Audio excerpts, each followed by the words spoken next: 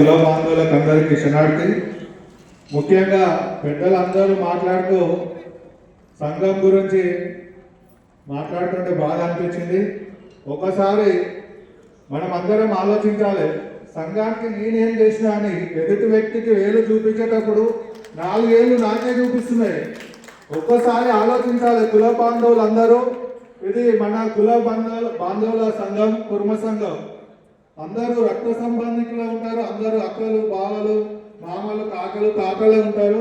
కాబట్టి ఎవరు విమర్శించకుండా సంఘానికి వాళ్ళంతా సేవ చేస్తున్నారు, మనం ఏం చేస్తున్నామని ఒక్కసారి గుండె మీద చేసుకుని ఆలోచించాలి. అందరూ మేధావులే. సోషల్ మీడియాలో పెట్టినంత ఈజీ కాదు సంఘం నడిపేయడం అంటే. సంఘంలో పనిచేసే వారి గురించి ముఖ్యంగా ఐలన్న గారిని పెట్టినప్పుడే నాకు చాలా బాధ అనిపించింది. ఆ సోదరునికి నేను ఎంబడే అడిగినా, అన్నా నేను కావాలని చేయలే అన్నా, అది అంత ఫ్లోట్లో వచ్చేసింది అంటే. అట్లెట్లా వస్తుంది బాబు, తప్పు. అదే అడగడం జరిగింది, ఖండించడం జరిగింది. సోషల్ మీడియా ఉంది, ఫ్రీ ఉందని చెప్పి ఏదో ఒకటి పెట్టడం కాదు. మనం సంఘం గురించి ఏం చేస్తున్నాం?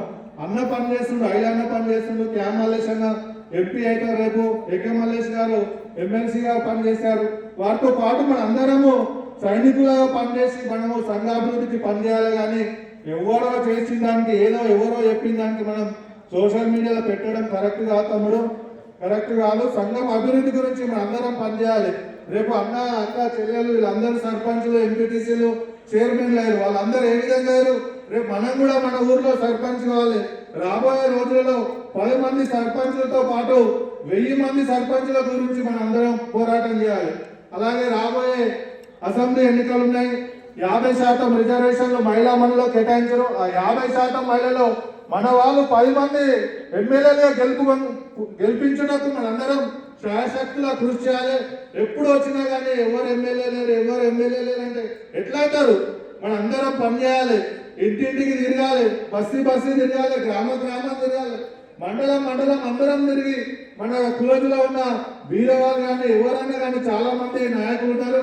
వాళ్ళందరినీ గెలిపించుకోవడానికి మనందరం ఏకతాటిపై ఉండి చలిచీమలైనా పెద్ద పాములైనా చంపగలుగుతాయి.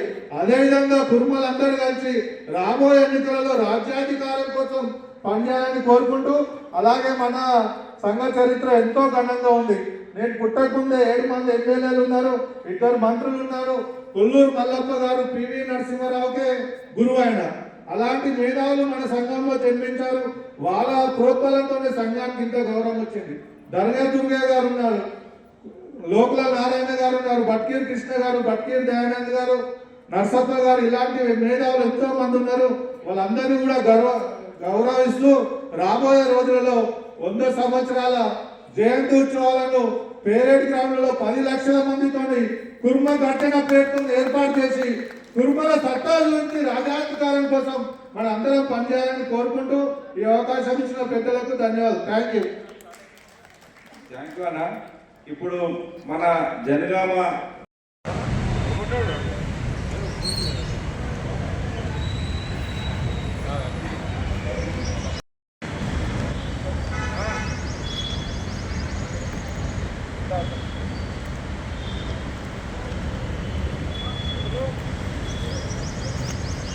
వెళ్ళిపోతురా